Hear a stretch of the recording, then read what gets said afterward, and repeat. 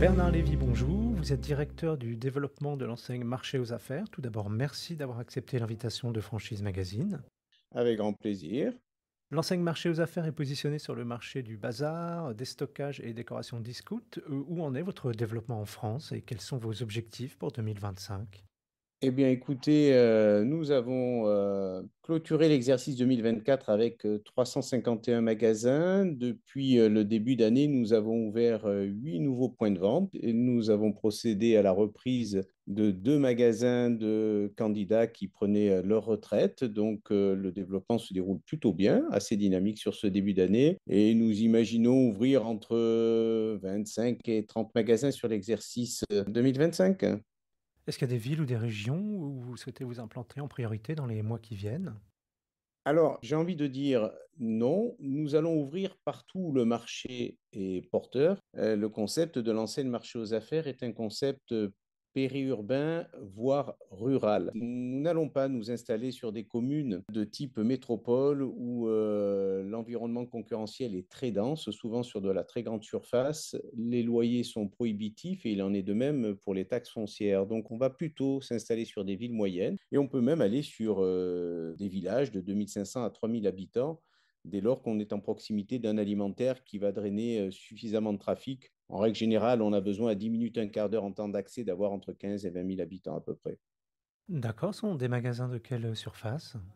Les magasins type marché aux affaires font 1000 mètres carrés de surface de vente avec environ 100 mètres carrés de réserves, bureaux et locaux sociaux en supplément. Mais on ne se prive pas d'ouvrir des magasins plus petits si le marché est plus restreint. Donc, il nous arrive d'ouvrir des magasins de 600, 700, 800 mètres carrés dès lors que l'environnement concurrentiel est peu ou pas présent, en tout cas pas sur des tailles supérieures. Et il nous arrive également de façon tout à fait opportune d'ouvrir de grands magasins, 1500, 2000, les plus grands sur des baux éphémères avoisinent les 4000 mètres carrés. Donc, on ne s'interdit aucune opportunité.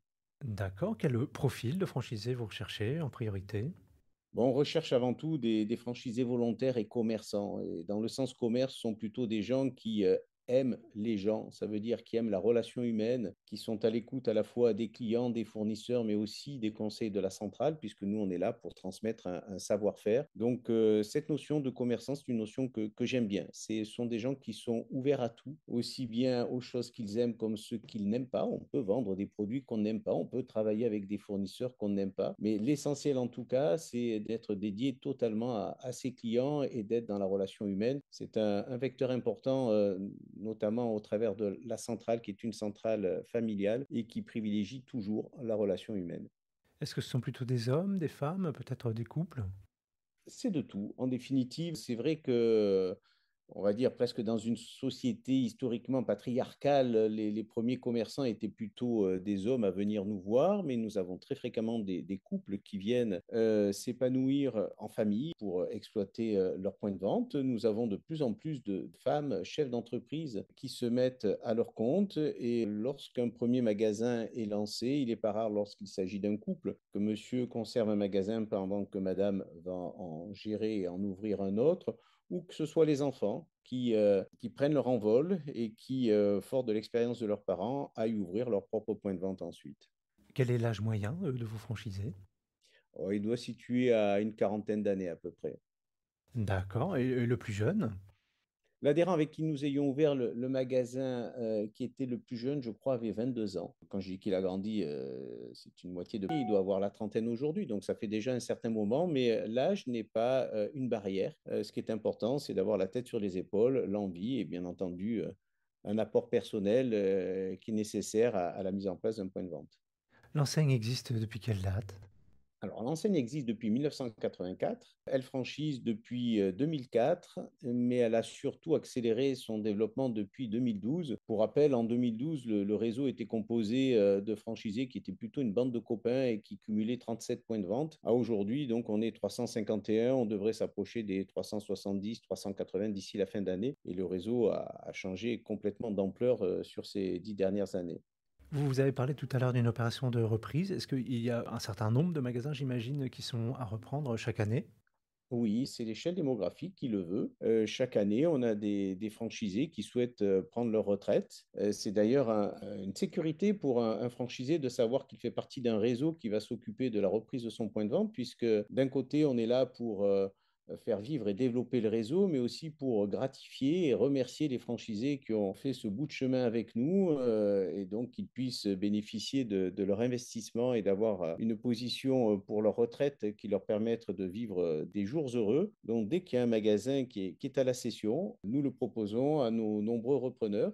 D'une part, pour que le franchisé puisse concrétiser sa vente et qu'il ait eu plaisir à exploiter avec nous, mais d'autre part, pour qu'il y ait une continuité et que le nouveau repreneur puisse dynamiser, parce que c'est souvent le cas, ce magasin lors de sa reprise.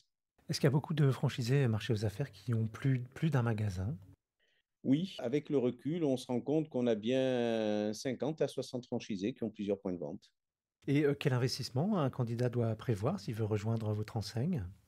Bien, un magasin de 1000 mètres carrés, stock compris, c'est un magasin qui nécessite un investissement global d'environ 390 000 euros. Et pour financer ces 390 000 euros, nous demandons un apport personnel qui oscille entre 80 et 100 000 et le solde, y compris les stocks. Nous avons des accords avec des partenaires bancaires qui viennent assurer le financement. Donc, avec 80 à 100 000 euros d'apport personnel, le solde du magasin, y compris son stock, sera financé par les banques. D'accord. Quel est le délai à prévoir en moyenne pour mener à bien un projet? Alors, il y a des délais qu'on maîtrise et d'autres qu'on maîtrise moins. Dès lors qu'on a trouvé un local et qu'on a signé un projet de bail sous clause suspensive de prêt, on peut dire qu'on va mettre entre 3 mois et demi et 4 mois pour ouvrir le magasin. Ça, ce sont des délais que nous maîtrisons. En revanche, le délai qui est plus long, c'est celui de trouver le bon local. Il existe plusieurs locaux qui peuvent correspondre à nos critères d'implantation, mais la recherche d'un local commercial, ça peut être comparé à une recherche d'appartement ou de maison. Vous pouvez avoir des recherches sur un appartement ou une maison, mais lorsque vous allez la visiter, malgré qu'elle soit conforme aux critères, elle peut ne pas vous plaire parce que ça n'est pas le lieu où vous souhaitez habiter. Même pour un magasin, c'est à peu près la même chose. Au-delà des critères, il faut que le candidat à la franchise se sente bien dans une ville, dans un emplacement, qu'il y croit, qu'il n'y aille pas à reculons et qu'il se dise c'est bien à cet endroit-là où je vais m'épanouir et où je vais pouvoir engager ma vie professionnelle. Et ce délai est souvent long. Ça peut être 3 mois, 6 mois, un an. On met tout en œuvre pour assister le franchisé dans sa recherche. Et puis, on ne maîtrise pas ce délai, mais quoi qu'il en soit, vous voyez qu'on arrive à ouvrir une trentaine de magasins par an. C'est qu'on finit toujours par trouver avec la pugnacité que l'on met sur le sujet. Combien de temps faut-il à un franchisé pour amortir son investissement? Globalement, c'est rapide. Pour avoir un ordre d'idée, l'apport personnel est de 80 000 euros. Il n'est pas rare que sur 2 exercices, ces 80 000 euros soient récupérés au titre du résultat de l'entreprise. Donc, c'est somme toute très rapide. Et de quelle manière la conjoncture, je pense notamment à l'inflation, impacte éventuellement votre activité?